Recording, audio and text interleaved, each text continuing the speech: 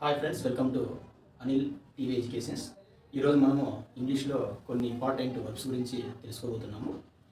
అవి ఇక్కడ రాయడం జరిగింది, వాటి గురించి నేను ఎక్స్ప్లెయిన్ చేయడం జరుగుతుంది. జాగ్రత్తగా వినండి. సో పెయింట్ అంటే రంగులు వేయు అని అర్థం. సో పెయింట్ అంటే రంగులు వేయు. అండ్ సెకండ్ వన్ పాస్ అంటే ఉత్తీర్ణులు అవ్వడం. ఏదైనా మనం ఒక ఎగ్జామ్లో కానీ లేదంటే ఏదైనా ఒక విషయంలో దాన్ని పాస్ అయితే మనం ఉత్తీర్ణులు అవ్వడం అని అంటాం. దాన్ని మనం ఇంగ్లీష్లో పాస్ అని అంటాము. నెక్స్ట్ పే అంటే చెల్లించడం. సో మనం రెస్టారెంట్కి కానీ లేదంటే హోటల్కి కానీ లేదంటే ఎక్కడైనా ఒక బిల్ పే చేయాలి అనుకున్నప్పుడు దాన్ని చెల్లించడం అంటారు. దాన్ని మనం పే అని అంటాం ఇంగ్లీష్లో. అదేవిధంగా ఇంకోటి పిక్ అంటే ఎంచుకోవడం అనమాట. పిక్ అంటే ఎంచుకొని. నెక్స్ట్ వన్ ప్లే అంటే ఆడుకోవడం అని అర్థం వస్తుంది. నెక్స్ట్ వన్ ప్రే అంటే ప్రార్థించడం. మనం దేవుని ప్రతిరోజు ప్రార్థిస్తాం కదా, అలా దాన్ని చెప్పాలి అనుకుంటే ఇంగ్లీష్ ప్రే అంటే ప్రార్థించడం. నెక్స్ట్ వన్ ప్రిఫర్ అంటే ప్రాధాన్యత ఇవ్వడం అని ఉంది ఫ్రెండ్స్. ఇవన్నీ మనం బాగా నేర్చుకుంటే బాగుంటుంది. Okay friends, thank you.